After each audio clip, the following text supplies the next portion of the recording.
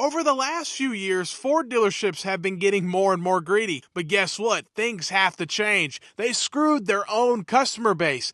People were paying the highest prices in 2020, 21, and they're trying to get a new car now. They're $15K upside down. They can't get approved for a new auto loan, and the dealership screwed their own customer base and the manufacturer. Let's go back just a few years. So you guys remember no inventory, prices were crazy, 2020, 2021, dealerships took full advantage, adding addendum stickers, doing all this crazy stuff. Manufacturers rose the MSRP, even though it was the same vehicle. They said, oh, let's take advantage. We know we have no inventory, even though demand's high, interest rates are low. People kept buying cars like crazy. It was a real boom, and prices were the highest that they ever were back then. And now they're finally starting to come down a little bit, but here's the problem. Even when you have a $75,000 F-150, a $10,000 discount, most people are like, it's still $60,000. You're still way out of touch with the average buyer, and that's the funny part about it. These manufacturers, Ford, Stellantis, all of them really, but especially Ford, completely out of touch with what the customer wants. By the time the F-150 gets to the dealership, it's going to be a 15-piece tailgate, all this stuff that nobody really wants, and it's hilarious because I get hundreds, thousands of comments actually that say, all I want is a simple truck. That's all I want. I don't need safety, this and that. I like to say, driving is a full-time job.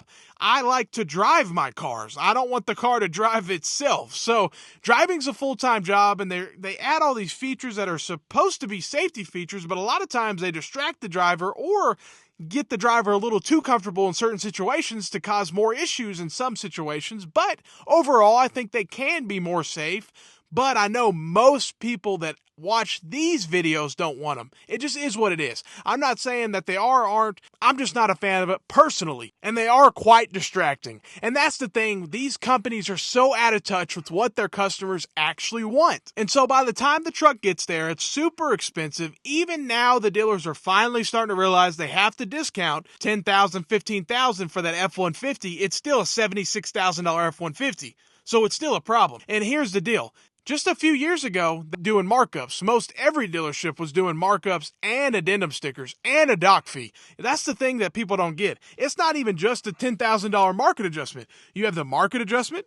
Every dealership has a dock fee. Some of the dock fees are, anywhere between $200 to $1,000. In Florida, I've seen $1,000 dock fees. It's insane. And you have interest if you financed it, and finance products, and all these additional things they add on the car, window tint for $1,000, all this stuff you have to be careful for. And people were not during those times because there was no inventory. They were just so happy to get a vehicle. And so all these people are so upside down. They come to try to get a new vehicle and they can't.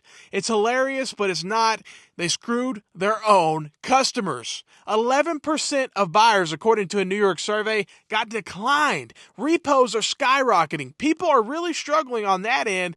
And customers really just look at the payment end, but banks know people are not making their payments. So they're increasing their loan loss provision, which is how much they have to have in a set-aside account saying, hey, these are the people that are not going to make their payments. And so every lender is increasing their loan loss provision because people are not making their payments. So it's getting harder to get these auto loans, and also negative equities at an all-time high. Used vehicle prices are starting to come down. It's getting harder every single day for these dealerships. Now, here's the deal. There's going to be a lot of Ford dealerships that are going to sell. There's going to be a dummy around the corner that's going to buy it. It is what it is. It's going to keep changing hands, and a lot of these dealerships operate straight off of debt. You got to think about that. It's all debt. And people say, well, how are these dealerships staying in business if they're losing money? Well, guess what? The salespeople don't make anything if the dealership doesn't make money. The service staff doesn't make anything if the service doesn't make money. They're paid on flat rate. So a lot of the staff they're not paid any hourly or salary. Some of them are.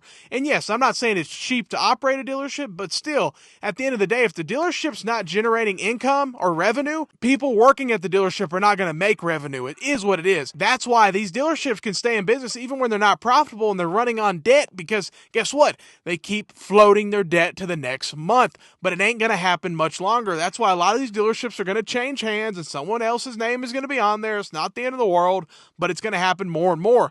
And Ford did it to themselves. The dealerships did it to themselves. And I know nobody really feels sorry for him that I know. Hopefully Ford could understand, just offer an affordable vehicle and you will sell it. If you offer an affordable truck, something cheap with the V8, I promise that thing will sell. It is what it is. People are out there and they want it. And at least I'll give Ford credit at the end of the day. They do still offer a V8. You have a company like Ram who got rid of it. It's just insane.